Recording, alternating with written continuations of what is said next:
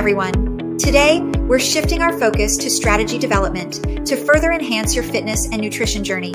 Our goal is to equip you with practical tools and knowledge to optimize your meal planning, timing, and overall dietary choices to support your physical and mental performance. Welcome to today's meal planning exercise. The objective of this exercise is to empower you to create personalized, balanced meal plans that prioritize nutrient-dense foods and support your overall well-being. A balanced meal typically consists of a combination of macronutrients, carbohydrates, proteins, and fats, along with micronutrients, vitamins, and minerals. Aim to include a source of lean protein, healthy fats, complex carbohydrates, and plenty of fruits and vegetables in each meal. Portion control. Pay attention to portion sizes to ensure that you're consuming the right amount of calories and nutrients for your individual needs. While it's important to include a variety of foods, moderation is key to maintaining a healthy weight and preventing overeating. Consider meal timing. Think about when you'll be eating each meal and snack throughout the day. Consider spacing out your meals and snacks evenly to support energy levels and prevent hunger. Plan ahead. Once you've designed your meal plan, consider how you'll prepare and store your meals for the week ahead. Balancing energy levels. Eating regular meals and snacks throughout the day helps maintain steady blood sugar levels, which can prevent energy crashes and promote sustained energy levels. Fueling performance. Timing your meals and snacks strategically around exercise sessions can optimize performance and enhance endurance, strength, and recovery. Proper post-workout nutrition, including consuming a combination of carbohydrates and protein within the recovery window, typically 30 minutes to 2 hours after exercise, helps replenish glycogen stores, repair muscle tissue, and promote recovery. Additionally, spreading protein intake evenly throughout the day supports muscle protein synthesis and minimizes muscle breakdown. Listening to hunger cues.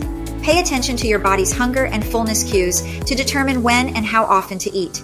By understanding the importance of meal timing and frequency and making conscious choices about when and how often you eat, you can optimize your energy levels, performance, and recovery. How to read a food label, making informed choices about nutrition and health. Key points in reading a food label. Understanding serving size. Pay attention to the serving size listed at the top of the food label. All nutrient information on the label is based on this serving size, so be sure to compare it to the portion you actually consume. Check calories. Look at the total calories per serving to gauge the energy content of the food. This information can help you manage your calorie intake and maintain a healthy weight. Assess macronutrients. Review the amounts of macronutrients, carbohydrates, proteins, and fats per serving. Aim for a balance of macronutrients that aligns with your health objectives. Evaluate % daily value, which indicates how much of a specific nutrient one serving of the food contributes to your daily recommended intake. Look for ingredient list. Ingredients are listed in descending order by weight, with the primary ingredient listed first. Choose foods with whole, recognizable ingredients and avoid those with a long list of additives and preservatives. Added sugars. Look out for ingredients like high fructose corn syrup, cane sugar, brown rice syrup, and other forms of added sugars. Trans fats. Avoid foods that contain partially hydrogenated oils or hydrogenated oils, as these are sources of artificial trans fats. Trans fats are known to increase the risk of heart disease. Artificial additives. Be cautious of artificial additives such as artificial colors, flavors, and preservatives. Pay attention to the sodium content in packaged foods, especially if you're trying to manage your blood pressure or reduce your sodium intake. Unhealthy fats. Limit foods that are high in unhealthy fats, such as saturated fats and trans fats. These fats can raise cholesterol levels and increase the risk of heart disease. Artificial sweeteners. Be cautious of foods that contain artificial sweeteners like aspartame, sucralose, and saccharin. Highly processed ingredients. Avoid foods that contain highly processed ingredients, including refined grains, hydrogenated oils, and artificial flavor enhancers. Some naturally occurring compounds have complex names that might be challenging to pronounce, but are perfectly safe and even beneficial for health. However, it's essential to exercise caution and be mindful of ingredients that are difficult to pronounce, particularly when they appear in highly processed or heavily refined foods. Opting for whole, minimally processed foods whenever possible can help you avoid unnecessary exposure to synthetic additives and prioritize the consumption of nutrient-dense, health-promoting ingredients. Key points. Plan ahead. Before heading to the grocery store, take some time to plan your meals and create a shopping list.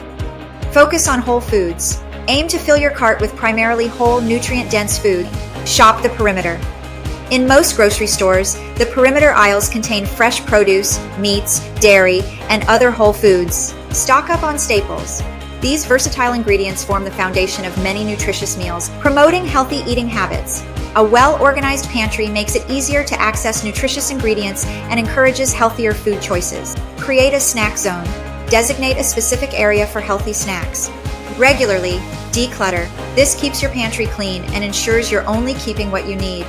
So again, last week was all about what we eat. This week, we're focusing on when and how to eat with meal timing, frequency, and planning. Let's talk about meal structure for a minute. Do you plan your meals? Do you structure them to build a healthy plate like the one that we saw on the screen? Have you ever noticed patterns in your energy levels or how you feel after you consume a food? Do you face any challenges with meals because of commitments with school or work? Two really important points mentioned in the module regarding meal timing was that in order to kickstart our metabolism for the day, we need to eat a good balanced breakfast. If you're working out, it's smart to adjust your meals around exercise. So aim for carbs and protein 2 hours before for energy, and carbs and protein again 30 to 60 minutes after so that you can refuel your muscles. Now, how do we put this all into practice? That's where meal planning comes in. It's the process to make healthy eating easier. Plan ahead for the week. Maybe find some recipes for ideas, make a grocery list, go grocery shopping, and then meal prep.